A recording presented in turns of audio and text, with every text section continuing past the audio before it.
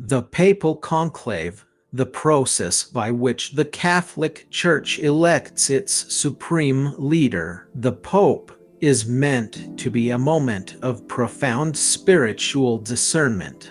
Cardinals, cloistered in seclusion, are tasked with seeking divine guidance to choose the successor of Saint Peter. Yet history reveals that these gatherings have often been far from serene.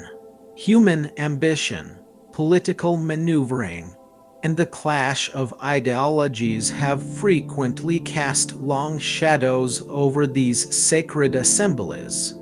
From the dramatic siege of Viterbo to the poisonous atmosphere of Renaissance Rome, the conclaves have been shaped by the forces of their time. This is the story of 5 of the most controversial conclaves in the history of the Catholic Church, moments when the pursuit of spiritual leadership collided with the complexities of the human condition. Part 1. The longest waited, the conclave of 1268 to 1271. The death of Pope Clement IV in 1268 left the Church without a leader, and the College of Cardinals in a state of deep division. The city of Viterbo, where the papal court resided, became the unwilling stage for a drama of unprecedented length. The cardinals, locked in bitter disputes between French and Italian factions, failed to reach a consensus. These factions were deeply entrenched, with each side vying for greater influence within the Church. The French cardinals, often aligned with the French monarchy, sought to maintain their power and influence, while the Italian cardinals aimed to reclaim the papacy for Italy. This division reflected the broader political landscape of 13th century Europe, where national identities were hardening and the papacy was increasingly drawn into secular conflicts. Months stretched into years, and the faithful, along with the people of Viterbo, grew increasingly restless, their patience wearing thin as the papal seat remained vacant. The interregnum, the period between the death of one pope and the election of another, dragged on, creating a power vacuum within the Church and leaving the Christian world without spiritual guidance. As the second year of the interregnum dragged on, the situation in Viterbo deteriorated. The cardinals, initially housed in relative comfort, found themselves subjected to increasing pressure from the local populace. The citizens of Viterbo, burdened by the logistical and economic strain of hosting the prolonged conclave, grew increasingly impatient. The presence of a large number of cardinals and their entourages placed a significant burden on the city's resources, leading to rising prices and social unrest. The city's infrastructure, designed for a much smaller population, was strained to its limits. Food supplies dwindled, sanitation became a growing concern, and the cost of living soared. Frustrated by the deadlock and the disruption to their city, the people of Viterbo took drastic measures. In an attempt to hasten the election, they first removed the roof of the Palazzo dei Papi, exposing the cardinals to the elements. The once grand palace became a drafty and uncomfortable prison, offering little respite from the summer heat and the occasional rain. The cardinals, accustomed to the comforts of their high offices, found themselves exposed to the elements, their deliberations increasingly uncomfortable. Later, their diet was severely restricted to bread and water. This meager sustenance was a far cry from the opulent meals they had initially enjoyed, a stark reminder of the citizens' growing desperation. The psychological impact of these deprivations, combined with a physical discomfort, began to take its toll on the cardinals, adding a new layer of pressure to their already fraught deliberations. Despite these harsh conditions, the cardinals remained divided. The passage of time and the increasingly difficult circumstances only seemed to harden their resolve. Each faction believed it was acting in the best interests of the church, and neither was willing to back down. The French cardinals, supported by the King of France, saw themselves as defenders of the church's universal mission, while the Italian cardinals viewed themselves as champions of the church's Roman heritage. It was not until the summer of 1271, nearly 3 years after Clement IV's death, that a compromise was reached. The cardinals, exhausted and facing mounting pressure from both the elements and the increasingly hostile populace, finally elected Teobaldo Visconti, the Archdeacon of Liege, who was not even a cardinal at the time. His election was a surprise to many, as he had been absent from the conclave, attending to his duties in the Holy Land. He took the name Gregory X. This extraordinary election, born of coercion and deadlock, led Gregory X to establish stricter rules for future conclaves, rules that would eventually evolve into the modern system. The term conclave itself, derived from the Latin conclave, meaning with a key, is said to originate from this period, referring to the locked room in which the cardinals were confined, a direct consequence of the events in Viterbo. Gregory X's reforms aimed to prevent future lengthy interregna and ensure that papal elections were conducted with greater efficiency and less susceptibility to outside influence. Part 2: A schism forged in fear. The Conclave of 1378.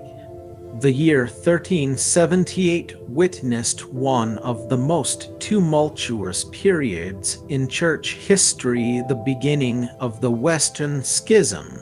After nearly 70 years of the papacy residing in Avignon, France, a period known as the Avignon Papacy, Pope Gregory XI had returned the papal court to Rome.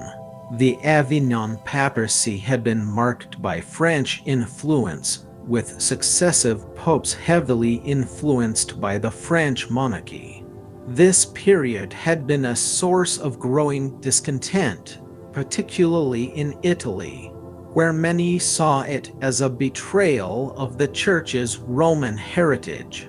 The papacy's relocation to Avignon had been driven by political instability in Rome and the invitation of the French king. However, this move had created a sense of alienation among many Catholics, particularly in Italy, who viewed it as a captivity of the Church.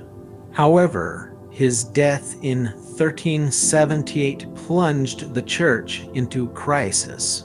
The return to Rome had raised hopes for a unified Church, a return to normalcy. But Gregory XI's death quickly dashed those hopes and ignited new conflicts. The underlying tensions between French and Italian factions within the Church, simmering for decades, were brought to the surface once again. The conclave convened in Rome under intense pressure from the Roman populace, who feared the cardinals, many of whom were French, would elect another French pope and return the papacy to Avignon. The Roman people, deeply invested in having the papacy remain in Rome, were not shy about expressing their demands. The atmosphere in the city was charged with tension, and the cardinals faced threats of violence if they did not choose a Roman, or at least an Italian, pope. Shouts of "Romano lo volemo! We want a Roman!" echoed through the streets, creating an intimidating and volatile environment for the assembled cardinals. The city was filled with a sense of anticipation and anxiety. The Romans, who had long resented the Avignon papacy, saw this as their chance to reclaim the Church. Some historical accounts even suggest that the crowds outside the Vatican made it clear that they were prepared to resort to violence if their demands were not met. The cardinals, aware of the potential for bloodshed, were forced to deliberate under the shadow of this threat. Amidst this volatile atmosphere, the cardinals elected Bartolomeo Prinarno, the Archbishop of Bari, who took the name Urban VI. His election was seen as a compromise, a way to appease the Roman populace and prevent further unrest. However, Urban VI's reign quickly descended into chaos. He proved to be erratic, authoritarian, and prone to fits of rage. His behavior alienated many of the cardinals, particularly the French ones, who came to believe that his election was invalid, the result of coercion and fear. Urban VI's increasingly unstable behavior led many to question his mental fitness for the papacy. He was prone to public outbursts, made rash decisions, and displayed a level of paranoia that made it difficult for the cardinals to work with him. His abrasive style and his harsh criticisms of the cardinals created deep divisions within the College of Cardinals, making cooperation and consensus impossible. A group of 13 cardinals, the majority of whom were French, declared Urban VI's election null and void. They argued that the atmosphere of fear and intimidation in Rome had made a free and fair election impossible. They then proceeded to elect Robert of Geneva as Pope Clement VII. This act plunged the Church into a schism, with two rival popes, each claiming legitimacy. The nations of Europe aligned themselves with one pope or the other, leading to decades of conflict and division. The Western Schism, also known as the Great Schism, divided Christendom along political lines, with different countries supporting rival papal claimants. This division led to a weakening of the Church's authority and a great deal of confusion among the faithful. The Conclave of 1378, intended to restore unity to the Church, instead unleashed a period of profound and lasting division, the consequences of which would be felt for generations. The schism lasted for nearly 40 years, dividing the Church and undermining its moral authority. Part 3: The Borgia Pope. The Conclave of 1492. The Conclave of 1492 took place during the height of the Renaissance, a period marked by both artistic brilliance and political intrigue. The death of Pope Innocent VIII set the stage for a conclave rife with simony, the buying and selling of church offices. The Renaissance papacy was often characterized by its involvement in secular politics, its patronage of the arts, and its embrace of worldly pleasures, sometimes at the expense of its spiritual mission. The pursuit of power and wealth often overshadowed spiritual concerns, and the papacy became increasingly entangled in the complex web of Italian city-state politics. Rodrigo Borgia, a cardinal known for his wealth, ambition, and numerous children, emerged as the frontrunner. Borgia was a master of political maneuvering, a shrewd negotiator, and a man of immense personal charm. He had accumulated vast wealth and influence over decades within the church hierarchy. Through a combination of shrewd political maneuvering and lavish promises, he secured the votes necessary for his election. It was widely believed that Borgia distributed vast sums of money and valuable benefices to the cardinals in exchange for their support. This blatant simony cast a dark shadow over the proceedings, raising serious questions about the legitimacy of the election. The cardinals, many of whom were themselves wealthy and ambitious men, were susceptible to Borgia's promises of power and enrichment. On the 11th of August, 1492, Rodrigo Borgia was elected Pope Alexander VI. His papacy, while marked by significant administrative achievements and patronage of the arts, was also scandalous. Alexander VI openly acknowledged his children, including the infamous Cesare and Lucrezia Borgia, and used his position to advance their interests. He appointed them to high offices, arranged advantageous marriages for them, and used the resources of the church to further their political ambitions. His reign became synonymous with corruption, nepotism, and moral laxity, further damaging the church's reputation. The Conclave of 1492 stands as a stark reminder of the depths to which the papacy could sink during a period of intense political and worldly ambition, a time when the pursuit of power and personal gain often overshadowed spiritual considerations.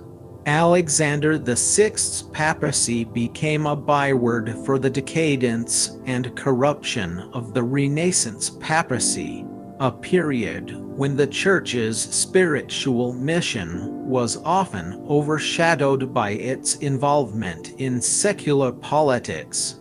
Part 4: The Poisoned Chalice. The Conclave of 1503. The year 1503 witnessed not one, but two papal conclaves, a rare occurrence in the history of the Church. The first, following the death of Alexander VI, was shrouded in suspicion and intrigue. Alexander VI's death after a banquet was sudden and unexpected, leading to speculation that he had been poisoned. The circumstances surrounding his death, combined with his history of political intrigue, fueled rumors of foul play. The sudden death of Pope Pius III, just 26 days after his election, fueled rumors of foul play. Pius III, who had been elected as a compromise candidate, had begun to implement reforms aimed at cleaning up the corruption within the church. His abrupt demise raised suspicions that he had been eliminated because his reforms threatened the interests of powerful figures within the Vatican. This atmosphere of suspicion and intrigue cast a dark shadow over both conclaves of 1503. Suspicion fell on Cardinal Cesare Borgia, the powerful and ruthless son of Alexander VI. Cesare Borgia, known for his ambition, ruthlessness, and military prowess, held considerable sway over the College of Cardinals. He was a key player in the political landscape of Renaissance Italy, and his actions were often driven by a desire to consolidate his power and expand his territories. It was believed that Borgia had used his influence, and perhaps more sinister methods, to secure the election of Pius III. When Pius III died unexpectedly, many suspected that Borgia had poisoned him to further his own political ambitions. This accusation, though never definitively proven, cast a long shadow over the conclave and the subsequent election. The fear of retribution from Cesare Borgia and the knowledge of his ruthlessness likely influenced the cardinals' deliberations. The Second Conclave of 1503 was marked by intense rivalry between Cardinal Giuliano della Rovere and Cardinal Georges d'Amboise. Della Rovere, a fierce opponent of the Borgias, was a determined and ambitious figure who had long sought the papacy. D'Amboise, on the other hand, was a powerful French cardinal who enjoyed the support of the French monarchy. The conclave was a battleground between these two powerful factions, each vying for control of the papacy. Della Rovere eventually prevailed, securing his election as Pope Julius II. Julius II, a warrior pope, was more concerned with expanding the papal states and asserting his temporal authority than with spiritual matters. His papacy was marked by military campaigns, political alliances, and the patronage of Renaissance art. The conclave of 1503, marred by accusations of poisoning and dominated by political maneuvering, exemplified the corruption and secularization that plagued the papacy during this era, a time when the lines between spiritual and temporal power were often blurred. The events of 1503 served as a stark reminder of the dangers of unchecked ambition and the corrosive effects of political intrigue on the Church. Part 5 of The Last Gasp of Imperial Influence, the Conclave of 1903. The Conclave of 1903 was the last time a European monarch exercised the right of veto over a papal election, a practice that had its roots in the complex relationship between the papacy and the European powers during the Middle Ages and the early modern period. The death of Pope Leo XIII, after a long reign, brought together the College of Cardinals in a world vastly different from that of previous centuries. The late 19th and early 20th centuries were a time of great change, with the rise of nationalism, the decline of monarchies, and the increasing secularization of society.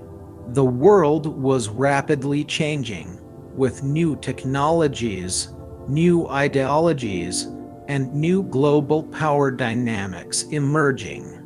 Yet, old traditions and political influences still lingered, and the Conclave of 1903 would be a final demonstration of this lingering influence. The conclave took place in the context of growing tensions between the European powers, tensions that would soon erupt into the First World War. Cardinal Mariano Rampoller del Tendero, Pope Leo XIII's Secretary of State, emerged as the leading candidate. Rampoller was a skilled diplomat and a strong advocate for the Church's independence from secular powers. However, his candidacy was opposed by Emperor Franz Joseph I of Austria-Hungary. The emperor exercised the jus exclusivae, the right of veto, to exclude Rampoller from the papacy. This ancient right, though waning in influence, allowed certain Catholic monarchs to veto a candidate deemed unacceptable to their interests.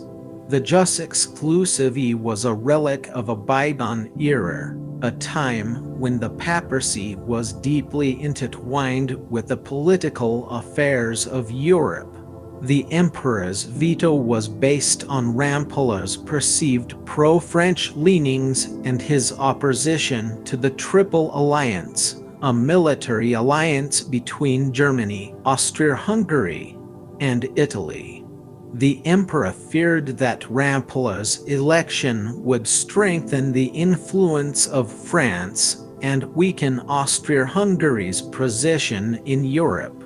The intervention of a secular ruler in a papal election was a stark reminder of the lingering influence of European powers over the Church, a vestige of a bygone era when the papacy was deeply intertwined with the political affairs of the continent. This act was seen by many as an affront to the Church's independence and a violation of the cardinals' freedom to choose their leader. Following the imperial veto, the cardinals elected Giuseppe Melchiorre Sarto, the Patriarch of Venice, who took the name Pius X.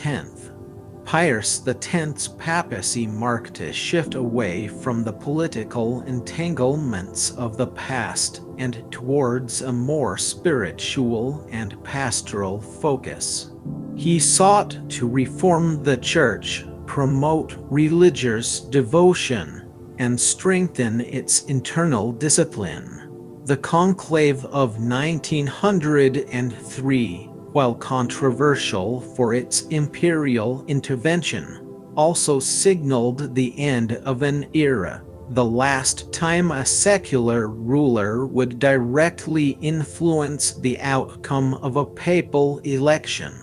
Pius X's election marked a turning point in the history of the papacy, signaling a move towards a more spiritual and less politically involved role for the Church in the 20th century.